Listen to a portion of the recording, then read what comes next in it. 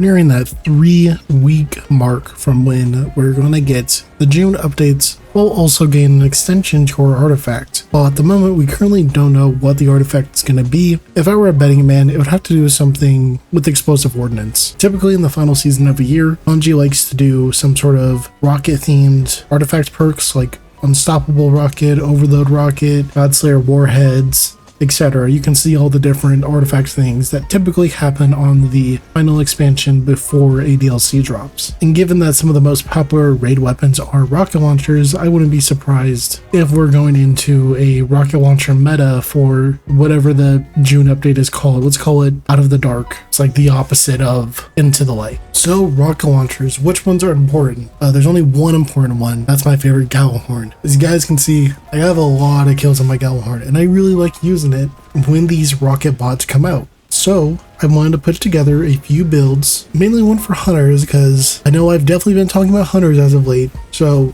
I wanted to dedicate this video for them. At first, I thought this was gonna be a bit of a slop build, but I ended up doing some things and I really like how it turned out. I didn't expect the survivability on Solar Hunter to be as decent as it was. It's definitely not the greatest in the game, but I was living in scenarios I thought I would have 100% would have died in. Without a further ado, let's get into it. Alright, let's get into what we need.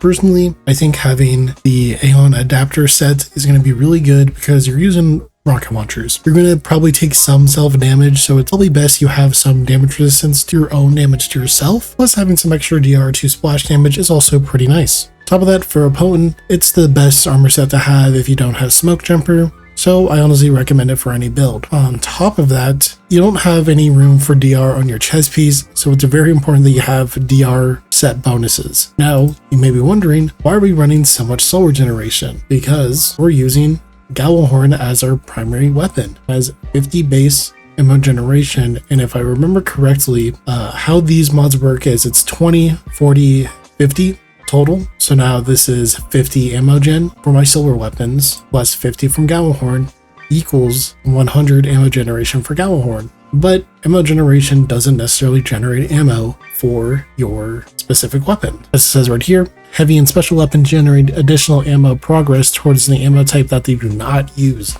So while it does generate a bit for itself, it is not the best. So that's why we have pretty high ammo generation secondary weapon. Me, I'm using Airtide Apex, but let's assume there's a few other options you can use. You can use any solar rocket sidearms. You could probably use any SMG that is solar. There's going to be your Tide Apex returning a few months, I believe, because Solstice is right around the corner. You could use whatever you want. Just make sure it's a solar weapon. You could also just use like Mint Retrograde. Obviously, it doesn't have the same ammo generation. It is a pretty solid weapon for clearing out ads. Personally, I'm trying to get a very good roll on the sniper rifle. This is almost nearly perfect. It just doesn't have the special origin trait, which I would like. But other than that, like, this sniper is pretty perfect for what we're going for. In terms of the artifacts, you don't really need anything except for these three down here, which is going to be Power from Pain, Type of Funnel Blows against weakened combatants, grant you Devour, Singularity Blade, while you have a Void Elemental buff, melee in the sword hits weakened targets, while melee in the sword, Final Blows create Weakening Burst, and then Void Infestation. Defeating a weakened target spawns a tracking projectile that weakens other targets. Now you may be thinking, oh Calb, you're on Golden Gun. You don't have the ability to have a Void Overshield if you're using a solar weapon, a strand weapon as well. How are you going to get your Void stuff? We introduce you to Bulwark Finisher. I originally was going to make this a part of a video with Deimos Diffusion very early on. However, I just got lazy and never did it. So I redeem myself and do it now. So Bulwark Finisher does give you a Void Overshield. And when you have a Void Overshield, you're only going to have a few seconds to get kills because enemies are going to target the fuck out of you. So what you want to do is you want to hit a target and just kill them as fast as possible. Follow the Void Seeker that is created from that target being killed and just keep chaining that. As long as you chain that, you will be able to get Devour up. It's really strong, especially with this build. So stat-wise, I don't think I have it perfect yet, but ideally, you want to have like 50 melee in gameplay. If you don't dodge near an enemy, you'll get 70% of your melee back. If you do dodge near an enemy, you will get 140% of your melee back, and since we only have one melee, it'll just be 100% of our melee back. That's how this stat works, by the way. Every one melee you have Your Gambler's Dodge grants you a 1-to-1 return on your melee energy. However, if you dodge near an enemy, it doubles that gain. So it becomes a 1-to-1 to a 2-to-1 ratio. Having a high dodge is also very important. We're using speed loader slacks. How does this work? Tight fit. Dodging instantly reloads all your weapons and grants reload and handling to you and your allies. While the buff is active, additional dodge charges increases the buff strength and refreshes the timer, maxing out at 5 stacks. Dealing sustained damage grants class ability energy.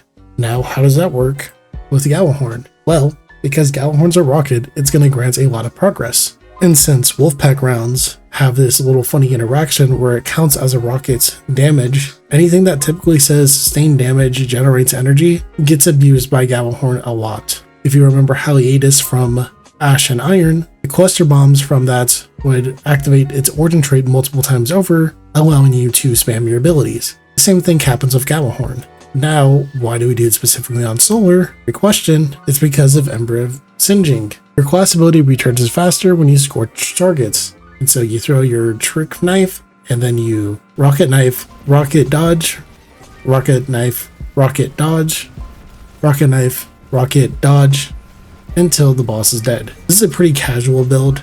You can use knock 'em down so you can always have your melee up. But if you wanted to use something like Gunpowder Gamble, go ahead. You just won't have as many melees. On your mark is pretty vital in my opinion, because once you're at 10 stacks, every kill will cure you. And it will also give you increased reload speed in case you don't have your dodge up. Also gives it to your allies, which basically just gives them max reload speed at all times with how the build currently works. Given that you don't need to reload your weapons, having Gambler's Dodge is ideal. And since you'll be throwing your knife, Ember of Torches is good. Having a high grenade stat isn't really necessary because you will be having Empyrean, which will be refreshed because you're using Gjallarhorn as your primary weapon. You can use Searing. Searing's nice here. I don't think it's necessary. If you want to replace it with something else, go ahead. You could use something like Malevolence so you can get your ability recharged a little bit faster. But if you're not playing with a team, it's not really necessary. If you're a little afraid because your health stat is really low, you could use something like Tempering, but I honestly don't think it's necessary. In terms of the super that you want to use,